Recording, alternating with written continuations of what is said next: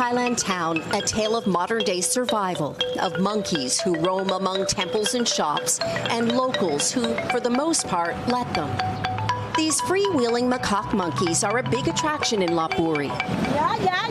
Tourists come to feed them bananas and snap selfies. The local economy relies on it.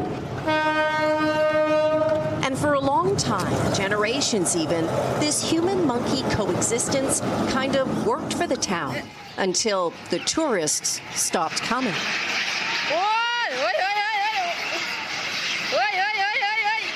This is what it looks like when gangs of monkeys go hungry.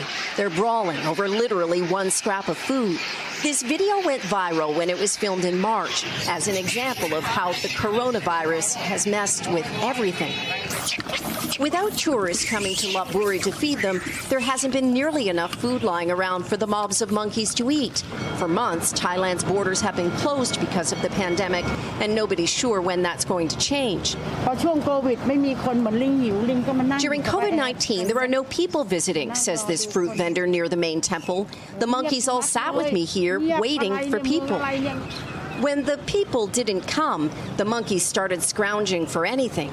Now, desperate and supercharged on junk food, they're literally overtaking the town. They steal, terrorize. They're loud, and they fight.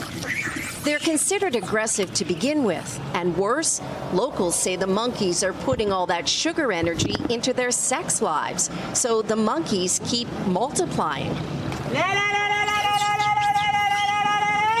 So humans are trying to take back control. Snacks help. But more importantly, the authorities launched a sterilization campaign where they scoop up male and female monkeys, humanely knock them out, and then do the procedure. 300 now and another 200 in August to try to get the population under control. They're also doing a monkey census to keep track of the numbers. This sort of sterilization drive actually happens pretty regularly. It has to. The last one was 3 years ago, and the monkey numbers have since doubled. Dr. Supakarn Kachrat is the veterinarian overseeing it. Sterilization is the urgent solution for now, she says. I think if we don't do anything, it may become animal cruelty later for the monkeys that may get hurt by the fighting. The sterilized monkeys are released back to the streets the next day. Lopburi isn't locked down anymore, and the restrictions to keep coronavirus cases under control are easing. Tourism isn't exactly bouncing back, though. Patapan Patawong has always lived here and spends a lot of his income to feed the monkeys. There's kind of no choice, he says. And his wife likes them. She gives them names like Jude and Crooked Tail.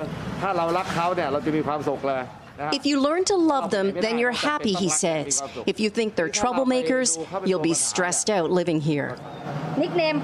Ultimately, the problem is the lack of a real habitat.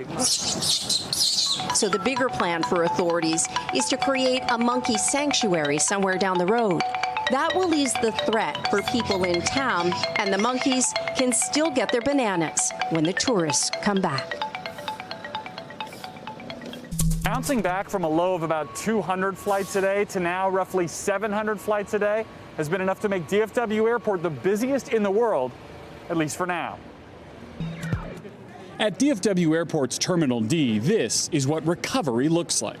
90% of the airport's gates are open and half of its restaurants, a major turnaround from April's emptiness during widespread pandemic shutdowns.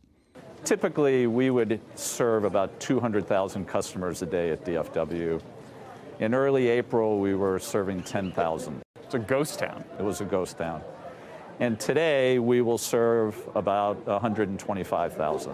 Passenger traffic at DFW isn't growing, still down by nearly half. But by shrinking far less than other hubs worldwide, the sprawling Texas airport is now the world's busiest, climbing past Chicago's O'Hare and Atlanta's Hartsfield-Jackson, with more than 20,000 flights scheduled for this month.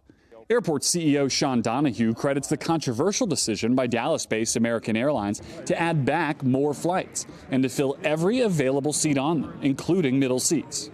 And because we are their largest hub, we are clearly benefiting from that. And the other aspect of that is 60% of our customers never arrive or leave the airport. They connect into the airport. And that's driving a lot of the passenger traffic. Industry analysts see the pandemic forcing a change in how we fly, with airlines moving away from the direct long-haul flights booked by business travelers and towards more connections, benefiting hubs in central locations. Airlines are having a knife fight on a life raft. I mean, the state of the airline industry right now is brutal and has never been in a situation like this. For the industry to recover, passengers have to feel safe in the skies and at the airport. DFW has deployed a 150-person sanitation strike team cleaning constantly and installed more than 300 hand sanitizing stations. Masks are mandatory. There is a social benefit of travel. People like to connect with each other. It is going to come back. It has to come back.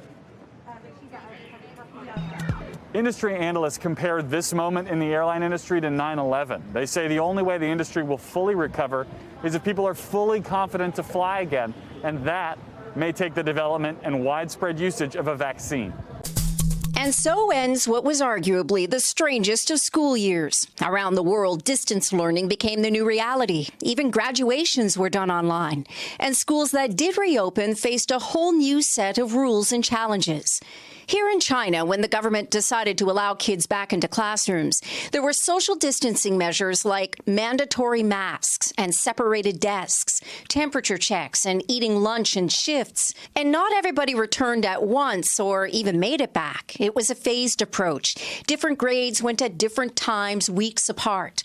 A big factor pushing education officials were the high school seniors having to write the National College Entrance Exam. It's called the Gaokao. It's what guides every Chinese student through their entire school life. It's famous in that daunting big pressure way. Think about it. These students spend years preparing for this one exam because the Gaokao determines everything, which university you can go to, what you can study, basically charts the future. There was the extraordinary added pressure this year of schools closing down for the pandemic. The Gaokao was delayed by a month, and when schools finally did reopen, these students were the first to go back. It's a huge deal for parents, too. They wait nervously outside the schools where students are writing the exam to give them flowers and reassurance. The students had missed over 3 months of school, but Stephen Liu figures it went okay. I just think it is a regular test in my high school life. Yeah. But I'm now really tired. That the Gaokao even went ahead was a sign that maybe education could get back on track here. Schools were first ordered to close back in January, so many students haven't been inside a classroom for 6 months. And in Beijing, schools were closed again with that outbreak of cases at the wholesale food market in mid-June, just days before the last phase of kids in grades 1 through 3 were supposed to go back. Now, it's unclear whether the new school year will start on time, if it will be online or in person or a mix of both. International schools are also still trying to get teachers back who've been stuck outside of China since the borders closed late March. Much of it is going to depend on the numbers. Take Hong Kong, for example. It had cases under control, so schools reopened at the end of May. Now there's another surge in cases, enough that officials are calling it a third wave. There are no confirmed infections at schools, but officials say they want to keep it that way. So schools there are closed again, a sort of cautionary tale for the rest of the world trying to find the way forward. Hey, NBC News viewers, thanks for checking out our YouTube channel. Subscribe by clicking on that button down here and click on any of the videos over here to watch the latest interviews, show highlights, and digital exclusives. Thanks for watching.